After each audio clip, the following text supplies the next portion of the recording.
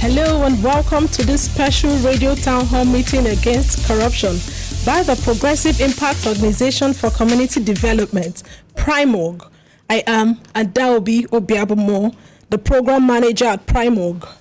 PRIMORG is a civil society group with a mandate to promote good governance, participation, and accountability.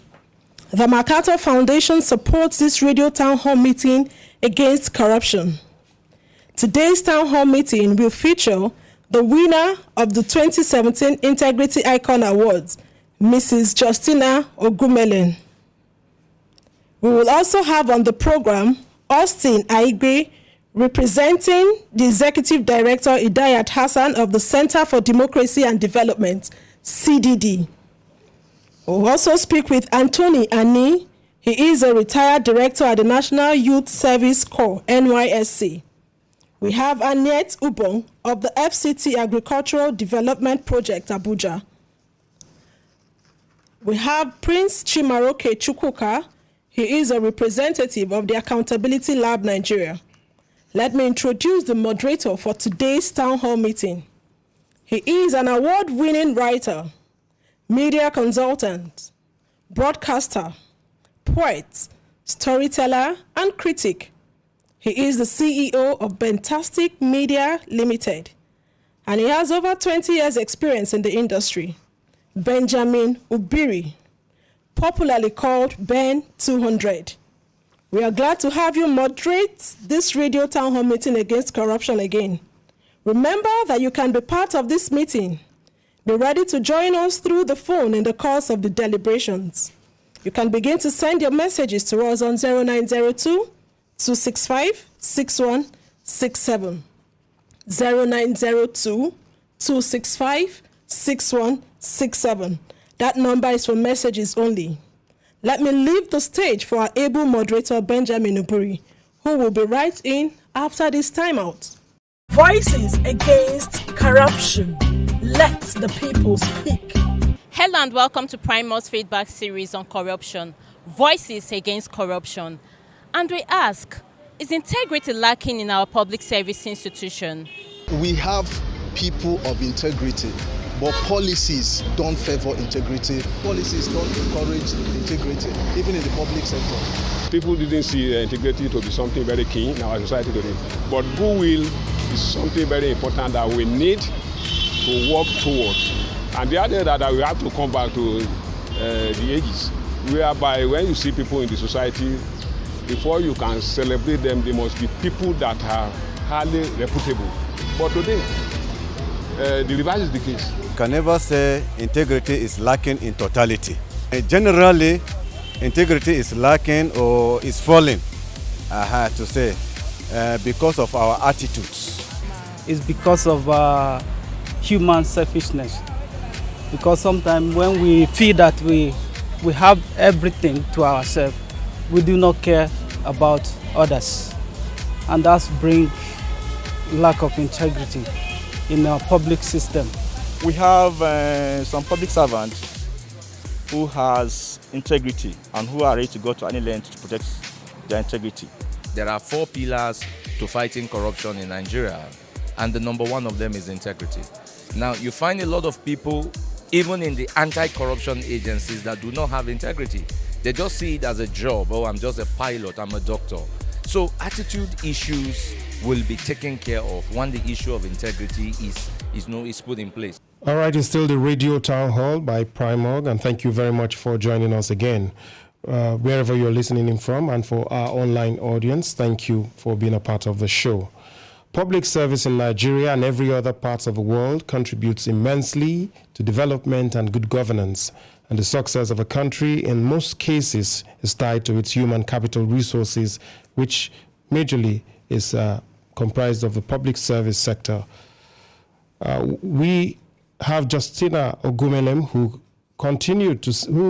we continue to celebrate today, who has displayed such great integrity while working as an agricultural development program officer. She is the Assistant Director of Agric Extension at the FCTA Agric Development Project, and she refused to take bribes for access to the resources that were under her control.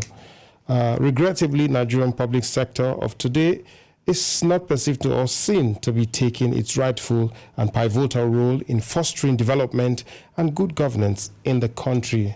But with the likes of Justina Ogumelem in short supply and in most cases described by a lot of people as endangered species.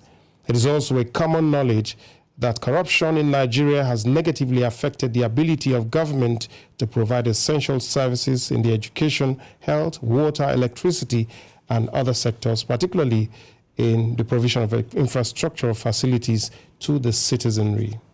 The speakers today will address the challenges of upholding integrity in public service. PRIMORG Radio Town Hall Meeting Against Corruption is a collaborative effort with Accountability Lab Nigeria to tell the stories of integrity in the public place with support from the MacArthur Foundation. Justina Ogumelem is right here with us in the studio. We also have someone who has been impacted the close range by the honesty and integrity of this great woman, Anite Ubong, who also is here with us. Anthony Ani is a retired director at the NYSC, and he will speak to us over the phone. Austin Aigbe will speak to us. He is of the CDD. And also we have Mr. Festus, who is going to represent the Director of Reform Coordination and Service Improvement in the FCT, Dr. Jumai Ahmadu. Prince Chimaroke Chukwuka is a representative of Accountability Lab Nigeria. He is also here, and he will speak to us also on the experience and the weight of trying to pick among Nigerians who really should win that award. Remember that you are in this Radio Town Hall meeting wherever you are listening to us from, and that you have the opportunity to make your contributions when we open the phone lines. We'll do that during the course of it, so get ready because you will be part of what we are doing. Your contributions will be on how public service live up to its responsibility in the fight against corruption in Nigeria. So get ready with your thoughts, and if you have questions, we'll be ready to entertain them. Let's start with our first guest for the day. Of course, she is an Assistant Director, Agric Extension in the FCTA Agric Development Project. We have this Justina Ogumelem with us. Welcome, ma'am. Well, we will take just an insight into what it was like, because we have issues of institutionalized kickbacks, missing files, outright retapism, and bureaucracies. But you won the Integrity Icon Award back in 2017. So take us back. How easy is it to stand upright working as a public officer? What if I must tell you, it is not easy, because corruption always fights back. When you try to do the right thing, when you try to be upright, you are called names, people labeled you different things, Madam Know All, Madam Do Good, because you just want to do the right thing. That is the fighting back that I'm talking about. People will just hate you for no reason, because you stand out to do the right thing. So for me, it has not really been easy, but then we keep striving on to keep the flag flying, because doing the right thing is what we all need to make this country work the way it ought to work. Yeah, maybe you expatiate a little about your experience with society, your challenges with your peers out there, and particularly your colleagues after you emerged the winner. Well, before I emerge the winner, let me start from there. Like I said, I am an extension officer, and as an extension officer in the agricultural space, you deal directly with the farmers. And in dealing with the farmers, at times you are giving inputs. When I mean inputs, maybe seeds, fertilizer to give to the farmers. And somebody just comes around and says, instead of giving these farmers 10 bags of fertilizer, why don't you just give them 2 bags of fertilizer? After all, they were not there when you were giving that 10 bags of fertilizer to give to them. And I said, no, this thing is meant for the farmers, and it ought to go there. But because the farmers in their own way, they are the one feeding all of us. Not these big time farmers. So it is actually the peasant farmers that feed all of us. And those are the people we work directly with. So giving them what they need, you never know that they are watching. They are just there watching. So when I emerged an icon, I told myself, if my little bit is seen and encouraged, why won't I continue to do more? Why will I defraud these poor farmers of their legitimate right? And that has been my push till today. That has been my push in where I work. Once there is anything that needs to go to everybody, I don't hold it. Yeah, but we were told that you were able to overcome bribes and all of that. But what about pressures? Did you not get any message from the top? There are pressures. There are pressures. Nothing from the top that says you must do this. Definitely. That you must do this. For me, one thing, I am a contented human being. And when the pressure comes, I put my knees on ground to pray. God, I am going to fix my boss. I know definitely I will be asked questions. Just help me to scale through. I document everything I do very well. So when you begin to ask, this money I gave to you, how was it spent? Sir, I am a very humble person. Sir, even if you are my junior, sir, this is how it was done. This is how it was spent. At times I just say, God has been helping me. And the boss will just say, is that how you did it? Okay, so be it. All right, so how have you been impacting on the younger officers and your colleagues? For the younger officers, actually, since I became an icon, it was just, let me say, early this year to late last year that we started getting young officers in my office. So I have been trying to put an orientation program together, which I'm even trying to discuss with Accountability Lab, if they can even come and help me talk to them about corruption, things that you need to do as a junior officer. You know, today, sorry to say, most of our youths, they are in haste to make it. They want to make money. And in civil service, I tell them, once you work diligently, definitely, you will have food on your table for the rest 35 years. Making it big should be your ultimate aim, even ask you at entry. So I'm planning to have an orientation program to teach them what it means to be honest, to teach them about accountability and all that. Yeah, but what's the general challenges you think people face in the public service when they try to be upright like you? Just like I said at the beginning, corruption fights back. At times you are denied of so many things. Maybe you are even supposed to get a promotion. Somebody will just sit on your file. If this lady is here at this level, she's already behaving this way. When she gets there, how are we sure she's not going to block all the loopholes that everybody will know it? So those are some of the challenges. Your promotion is due. Most cases you might not get it, and you are supposed to go for training because you don't dance to the tone. You know what I mean? All that, and you will not get it. So those are some of the challenges. Well, I'm sure we'll continue to draw from your experience and be able to also work with Accountability Lab offshore to be able to share with younger officers, so we have a different experience later on. But let's hear from someone who has been positively influenced by the winner of the 2017 Integrity Icon Award, Anita Ubong. Anita, I'm sure you want to share with us, tell us more about her and how you think her lifestyle has impacted you and the people around her. Thank you very much. I want to start by saying that I appreciate you people and appreciate what is happening here. I have known this wonderful, iconic woman for the past 25 years. And those past 25 years have been very eventful, and she has impacted positively into most of our lives. Really, we are in extension services, and that deals with the grassroots and the low profile people. And if you can satisfy this group of people, it therefore means you are doing something very important. And she has been doing this. She has been very eventful, whatever happens in the extension services. She has headed a lot of programs that ADP, FCTA, ADP Agricultural Development Project handles with the grassroots. She's been there for the radio programs, and she's always been there for most of the extension programs. Have you learned anything on integrity from her? Definitely, we call her a proven integrity woman in our society. All right, thank you very much, Anita Ubong. We will now move on to the performance, the coordinator for service improvements in the FCT. Dr. Jumai Ahmadu could not be here, but she has sent in one who will speak on her behalf. Festus Fifen is with us here. Welcome to the program.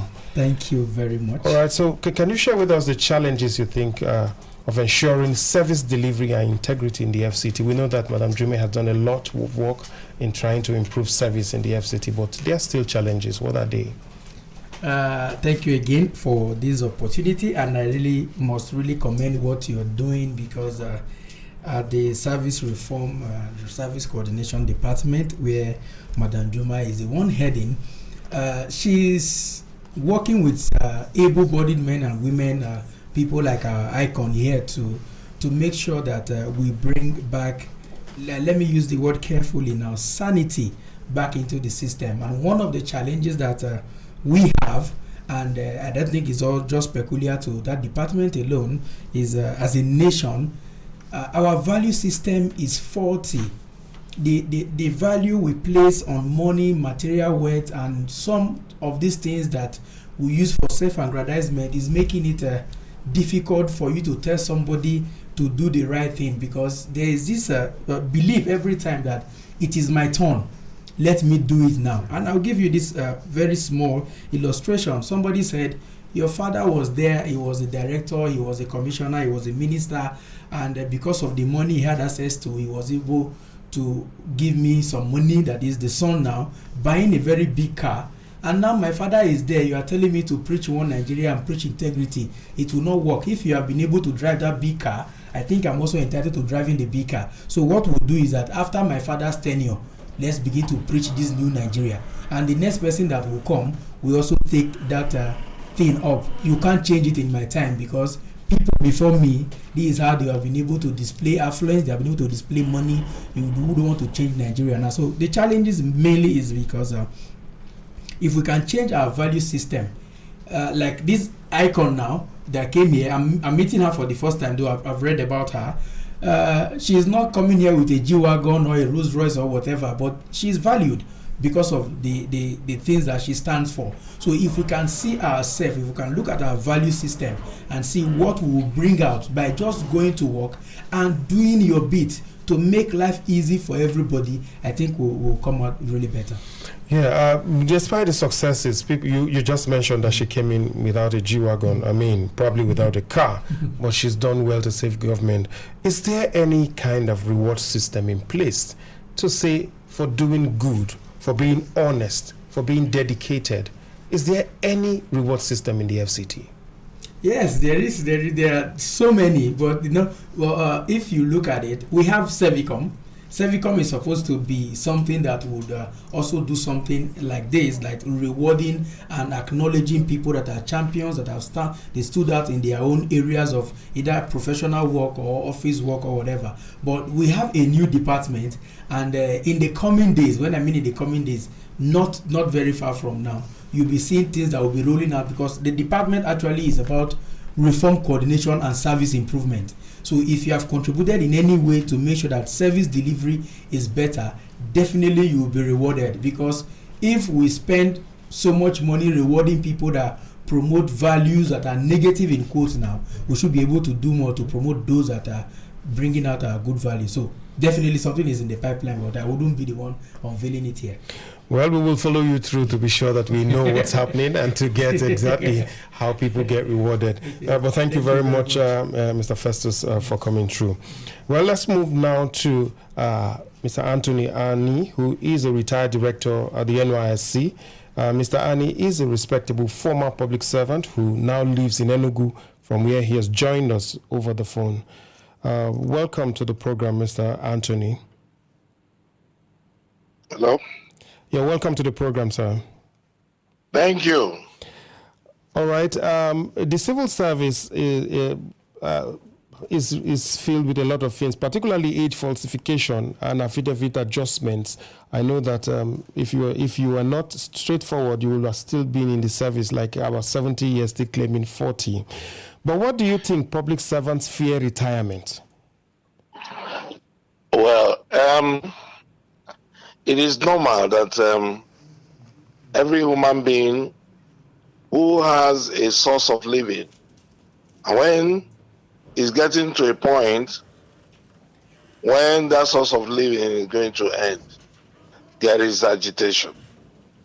But my take about it is this: government does not prepare its workers adequately for retirement. Right from the point of entry, the officers are supposed to be told how they are going to come in and how they are going to exist, and make them to know that they have to prepare for their exit right from the time they moved into service. We have not been seeing that of late. And that has been the bane of what we are seeing officers being agitated at the time they are about to leave. But if their mind has been well prepared right from the time they came in, and government also taking care of the officers. These days, officers are just recruited. There is nothing that they give to them. You can imagine an officer on grade level 8 recruited in Abuja, and he just comes in, no accommodation, nothing, he's just roaming about. You can imagine what it is. And so, you cannot expect an officer. In fact, I need to let you know, there is no civil servant, even a director, that can rent an accommodation in Wuse, in Garki, in Maitama. No civil servant. And after government took the policy of selling off houses to officers, the initial one, no other step has been taken to make sure that officers that are coming in will have accommodation. Only those who were privileged at the time during the Obasanjo regime who bought those houses, no others. So you can imagine where a director could only rent a house in one town, Maraba, in fact, may not even rent a house on his own in Yanya. So you find out that has been the problem. Unlike before, when a civil servant, at least coming into service, he gets an accommodation, is well treated, and he knows that, look, at the time he is retiring, he knows that his benefits are there waiting for him, and his pensions are regularly paid. Prior to these pension acts that the federal government brought, honestly, it has been a hassle for retired officers to get their pension. You must have heard all the things that has happened about pension funds and what have you. And the civil servants are the one who bear the brunt. So when they see things like this, they get agitated that, look, I'm going to retire, and these are the things I'm going to face at the time I'm retired. All right, but the civil service, people believe that a lot of them are well paid. So if you get paid and you go to the same market with the people who earn far less in the other sectors, either in private sector, why do we still see that there's this general perception that civil servants aid corruption and as well as corrupt politicians? Now, first and foremost, let me debunk that civil servants are well paid. It depends on what you mean by well paid. If a director in the civil service cannot go home with 400,000 in a month, what kind of pay is that? That's number one. But, it is not even the amount. When you talk about the perception about civil servants being corrupt, that's a generalization. I'm not saying that some civil servants are not corrupt. But the point is that when you talk about corruption, let us not only look, tailor it down to only money.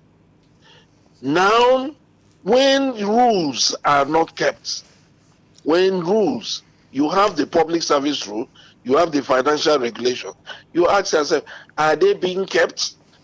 Even the federal government, even the government itself, do they keep to these rules?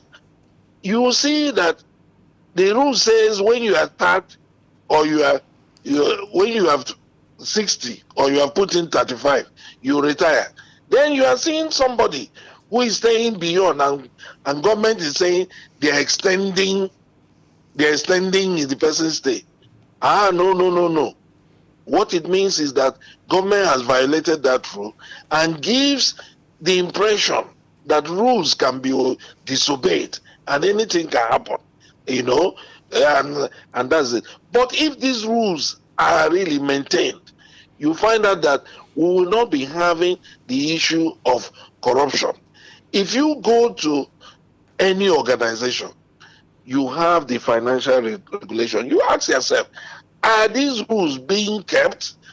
If these rules, for one reason or the other, are bent, you find out that there will be a problem. Yeah, but who is responsible for bending these rules? Is it the civil servants? That's where I'm coming now. When people talk about civil servants, don't forget, the civil servant takes orders from his senior or from his bosses. And so it depends on the leadership. If the person who is heading an organization comes in now to be directing the civil servant, do this, do that, even against the rule, some of them out of fear will go contrary to the rules. And then you start having these corrupt tendencies that you are seeing. Because the civil servant is afraid. He could be fired. He could be transferred. He could be punished. His promotion could be denied for not complying with what the boss is telling him or her at that point in time. So when people are blaming civil servants, let us blame the leadership. What kind of leader do we have? That you come in an organization, you make sure that you as a leader, you are obeying rules. Okay. You as a leader, you are showing leadership. You are showing that you have values, that you have integrity. Everybody will key in. Okay, thank you very much, Mr. Anthony Ani. Thank you for drawing experience and, of course, helping to defend the civil servants very well. But you have done well, and we will sure continue to draw experience from you. Well, we will move on now to Mr. Austin Aigbe, who is representing Hidayat Hassan of the Center for Democracy and Development. The burden has shifted. The civil servants say there are there's leadership challenge. And then with deepening democracy and development as the core mandate of the CDD, what do you think what is your reaction to the growing trend of barefaced malfeasance and misappropriation of funds by government ministries, departments, and agencies? Let me start by appreciating PRIMORG for this very important event, because it's very important that we put records straight, and it's also very important to celebrate those who have made, who have nullified corruption, as it may be. Just to quickly add voice to all of the things that have been said here. Sincerely, the political environment, the socio-economic environment, he beat some form of corruption. And fighting corruption within that nexus seems to be a very big challenge. However, there are also the provision or some kind of theory I'll postulate, I can't be celebrated here today. Very many individuals in the civil service don't take bribe. And I stand by that word, because I've had friends who have stood their ground, who have been transferred to very nonsensical locations because they refuse to accept anything that they think, again, is the individual being. It's not that there's no corruption elsewhere. When we talk about the United States, for example, because we try as much as possible to pick up those examples and we throw them in very easily. What is it that we call tips in Nigeria? Tips is bribe. But in the US, tip is not bribe.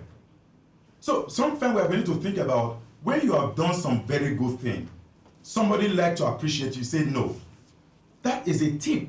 And in some percentage, added in the receipt. If you go to a restaurant in a typical United States restaurant, after you have eaten, you get the receipt. Underneath, you see tip is there, and you pay.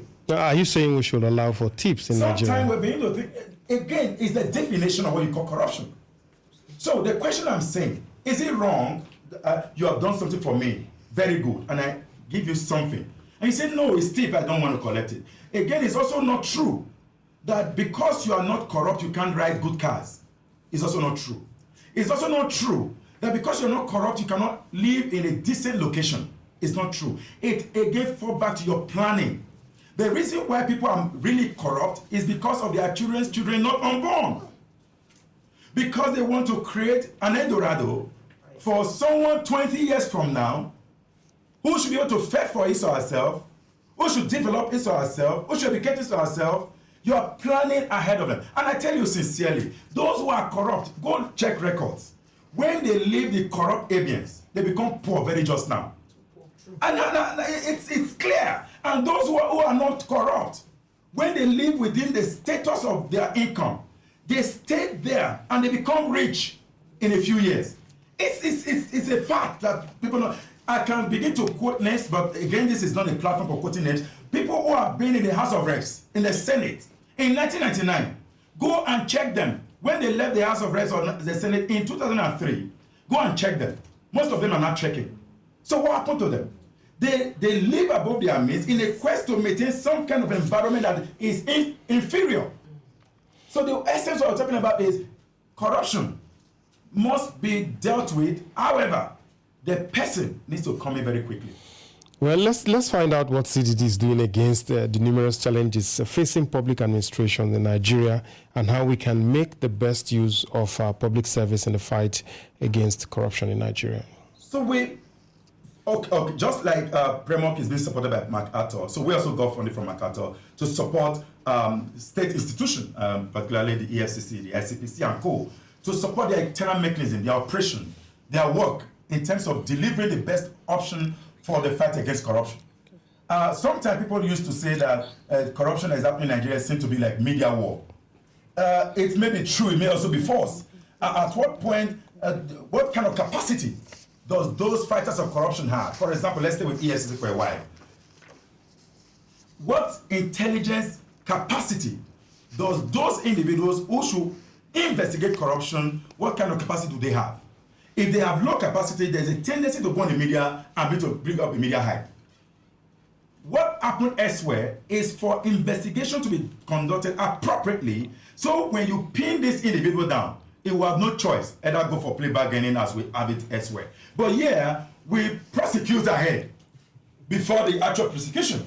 So what we're doing to support is, can we bring up capacity in investigation, adequate investigation, before you actually throw up a case, so you have enough evidence to nip this thing on the board. Otherwise, we are going to just begin to play politics of corruption fight, and that is not what exactly we need. And again, there are other factors. Somebody mentioned the political actors. He talked about leadership, and even though he didn't say from the colleague on the phone, he didn't say outrightly that it was the political leadership. Again, the civil servant have leadership. So it's just a leadership, which kind of leadership. But let me stay with the political leadership. The political environment breeds corruption. A situation in which the winner wins all has gradually trickled down to the civil service. So the moment you win everything, for example, if you're elected president of Nigeria, the moment you are elected as president of Nigeria, you own everything and everything. You appoint anybody, you sack anybody. It's not good for our interest. And for us as a country, we must start to deal with some political environment, and then once we get the political environment solved, it will trickle down to the civil service. If we do the civil service, we may not get it right. Where do we start? That's my problem. Do we start from the political leadership? Because politics has been identified as a major cause of underperforming for the ministries. Are we starting this cleansing from the ministries, or are we starting from the political leadership? And I'll give you this area public administration. So by way of looking at the Doji report of 1977 or the 79, or even the Oresa report that was released recently, if you make an attempt to clean the civil service, you are going to achieve it, but you have not achieved the greater challenge, which is the political environment. Who controls the permanent secretary? Is the minister. The minister who comes into power with the idea to quickly amass whatever he wants to amass, or he or she, so it's not just a May phenomenon. It comes in right now. We need to do activity. We are going to New York tomorrow. And meanwhile, they carry about 100 people to New York, and nobody actually goes to New York. They collect all the money, and if the permanent secretary says no, then it goes to another ministry. So something happens. And you know how we cook stories in this country. So the thing is, why the civil service is very fundamental, we deal with the civil service administration, but the ultimate that help the civil service to be corrupt is the political leaders. And until we address that political phenomenon, we are never going to get the civil service right. And I want to tell you very categorically, without missing words. All right, thank you very much, Austin Aigbe, very energetic from Center for Democracy and Development. Probably that's why your organization is at the bottom of it all, dealing with politicians and the corrupt people. We hope you are getting results for us. Yes, but we need to support the electoral reform, but God will get to the civic reform too.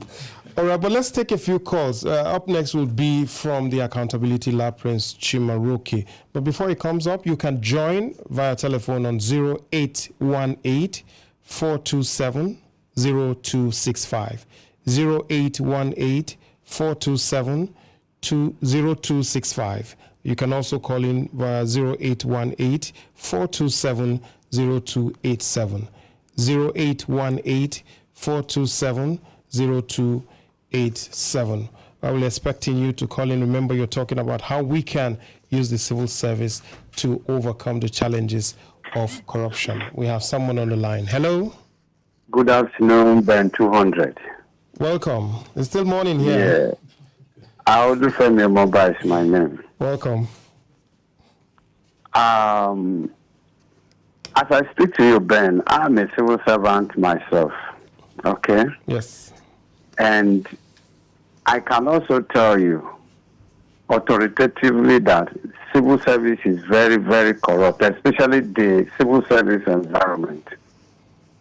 You can imagine someone retired in November last year, and in February, when she was trying to process her retirement benefit and what have you, she was told that her file could not be found.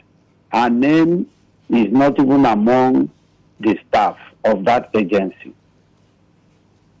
As I speak to you, I operate, in the record registry department where civil servants' records are kept. And if you try to do the right thing, just like your guest on phone just spoke about, the senior boss, the director, and so on and so forth, they will frustrate you. They will even want to make sure that you are out of the system. Okay. So the major problem we are facing, even in terms of recruitment, like we in agency that the DG is the one that does the recruitment in collaboration with the National Assembly, senators, and ministers.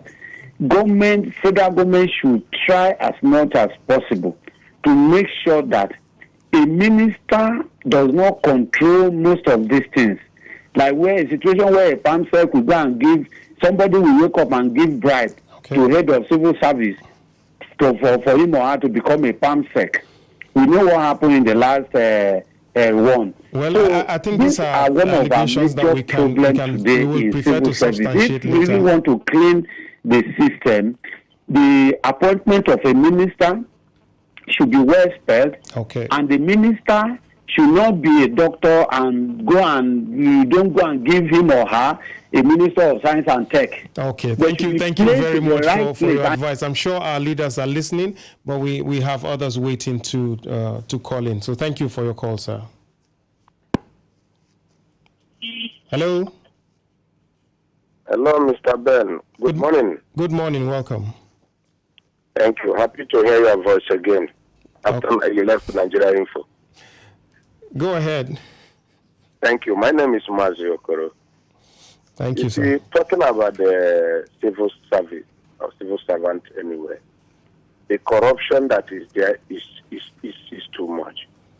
Mr. Ben, you just calculate some people that be in the civil service, a director or whosoever, the kind of investment they are doing or the kind of the cars they are riding. You will not ask the question, Mr. Ben, how much is their salary.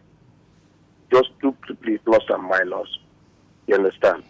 And upon that, they are not cross-checking them. If you can remember, as of last month, I remember in a Niger state, somebody used his brother, a civil servant used his brother, had been collecting salary for over 14 good years. And that in brother was Okada rider.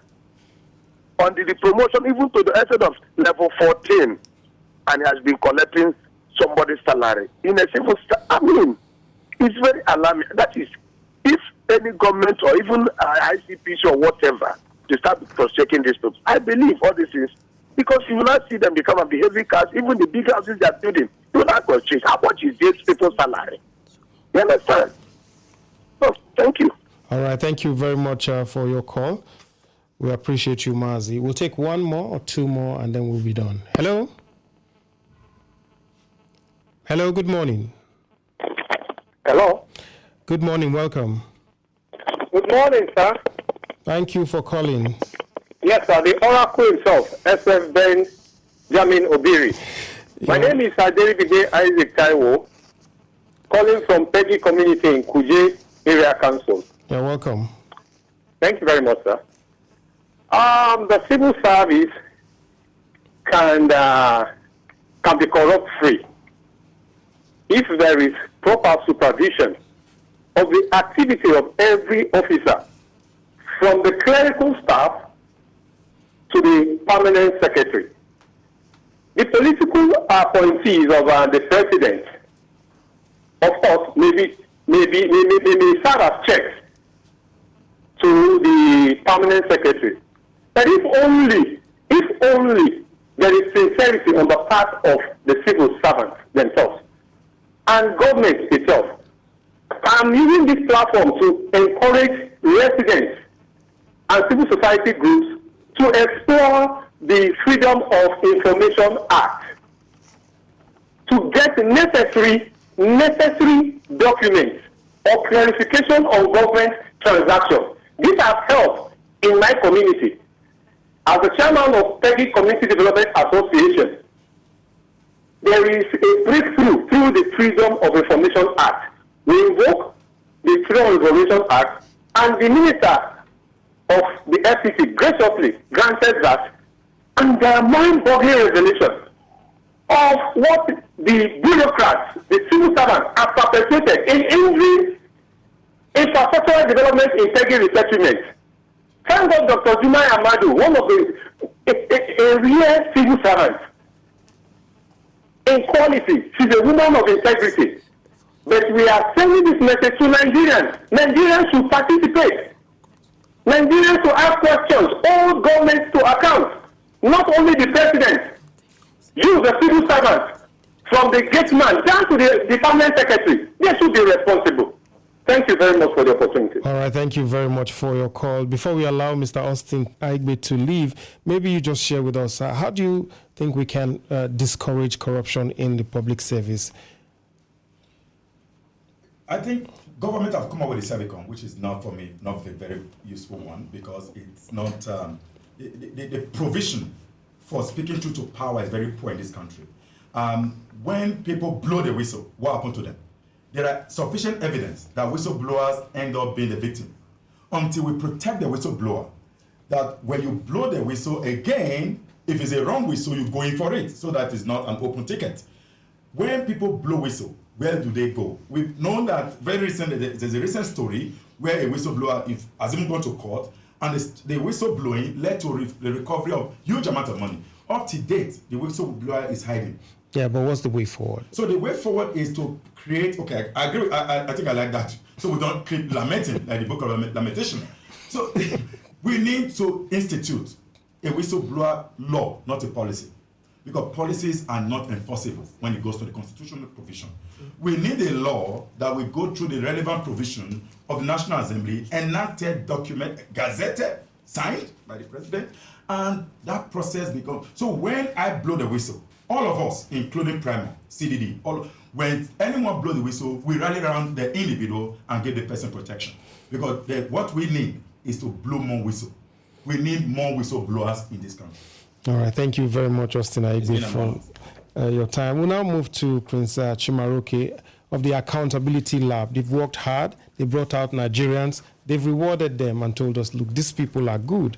But tell us, how difficult or how rigorous was it before our icon here, Justin Ogumelim, emerged as the integrity icon for 2017? Thank you so much for having me, and thank you for that question. The process, I must tell you, it's one that's really rigorous. In fact, when we send out our volunteers into the field to say go into the public service sectors and begin to find these nominations, many of them come back with the mockery report of people laughing at them, saying, "What are you trying to look for? Are you trying to look for people of integrity within this space?" I, for one, had an experience when we kickstarted in 2017, trying to look for the very first set. When I walk into an office and I say, "Please, can you point me to any public servant within this space who is a man of integrity or a woman of integrity?" And everybody looks at me and, "What is this one? Are you here to maybe do some comedy stunt and all of that?" As we went on, is it that they did not understand, or there were no persons of integrity? For them, it felt like an impossibility. Did you go to Sodom and Gomorrah? No, and I wouldn't want to mention a couple of organizations where this happened. But as we went on, we discovered that yes, there are still people, there are still men, there are still women who are there and who have said we will do the right thing irrespective of whatever is trying to oppose it. And they do not mind to face the full brunt of being upright. And it's been a pleasure that we could find. Among the very first set where when we brought forward Dr. Yemi Kale as well, a lot of people could imagine that for every time the government puts out a wrong statistic to say we have provided a particular number of jobs or stuff, he comes out maybe the following week with the exact publication as it is on the stats. And for this period, I'm not sure a lot of the government were happy with him, but one of the things I believe was, standing to do the right thing amongst other people who were found, in their sectors, ensuring that they follow through the right standard and will not compromise no matter what. Yeah, in the course of hunting for integrity icons, nominees, what's the ratio of persons of integrity out there? Okay. Now, that's a big one, because if you're doing a ratio, am I doing a ratio on the people of integrity as against those who are not people of integrity? We do not intend to count those who are not people of integrity. What we're focusing on is to see how we can collate the number of those who have decided to stand for what is right. Yeah, but you are going to collate them against a number of persons who probably are not in that category. So we're just saying compared to the other people who are not on your list yet. Well, just because I don't have the entire statistics of the entire civil service, I will not be able to give you an accurate, But is it encouraging? Well, it is not. But one of the things we try to do is to see how we can amplify, or rather shine the spotlight on these ones who are doing the right thing, and to also help the younger generation understand that popular narrative that everybody within the public service is corrupt is gradually being reorientated. You understand? Because we intend to change that narrative and also inspire other people who are coming into the civil service to begin to do the right thing, irrespective of whatever challenges that may be thrown at them. Well, thank you very much, Prince Chimaroke of the Accountability Lab. Just before I let you go, I also want to add that some people have criticized you and said we have done reality TV shows and people won 80 million, 82 million. If I'm upright and I'm straightforward, should I not go home at least with my transport fare? But that's something for your planning. Thank you very much for coming on the show. Okay, just like whatever reality show that is out there, the aim is to entertain many more often than not. Unlike what we're doing, it's to build character, it's to build a natural... Is there a reward for being good? The reward for being good is that you have peace of mind, and that people would see virtue they can emulate and stories that they can proudly tell. Thank you very much, Prince Chimaroke, Accountability Lab. Thank you for doing a good job. I'll hand over now to my boss on this show. Well, she's the program manager for PRIMORG, Adobe Obiabumo. Thank you very much. My name is Ben 200, half human, half amazing. It's been an honor moderating your town hall. Thank you. Ben Obiri, I am not your boss, but thank you so much for the wonderful moderation. There is need to ensure probity and accountability in the public sector. And that's how we're wrapping it up on today's episode. We've come to the end of this special town hall meeting against corruption. We appreciate Mrs. Justina Ogumele, our shining example in the public service, for her outstanding personality that earned her the recognition she enjoys today. We also commend Annette Ubon, who testified to the character of Mrs. Justina Ogumele. We appreciate Austin Aigbe of CDD, who represented Idayat Hassan. We also appreciate Anthony Ani, a retired director at NYSC who currently lives in Enugu State. We appreciate Festus Fibian, who represented Dr. Jumai Ahmadu, the Director of Reform Coordination and Service Improvement, FCTA. And also to Prince Chimaroke Chukwuka, representative of Accountability Lab Nigeria. If you have a message for us or you want to react to what you heard on this program, please reach us through 0902-265-6167. That is 0902-265-6167, or through info@primorg.org. Please visit the news page of our website, news.primorg.org. That is news.primorg.org for all the details of our reports and interviews. Visit our website, primorg.org, to get all the information about Primorg. Primorg is spelled Primorg. Primorg's engagement against corruption is supported by John T. and Catherine V. MacArthur Foundation, committed to building a more just, verdant, and peaceful world. Get more information about the foundation at its website, macfound.org. We will give you enough notice for our next radio town hall meeting here. Please do well to follow us on our social media handles @official Primorg to get timely information about our activities. I am Adaobi Obiabomo, the program manager at Primorg. Many thanks to you out there.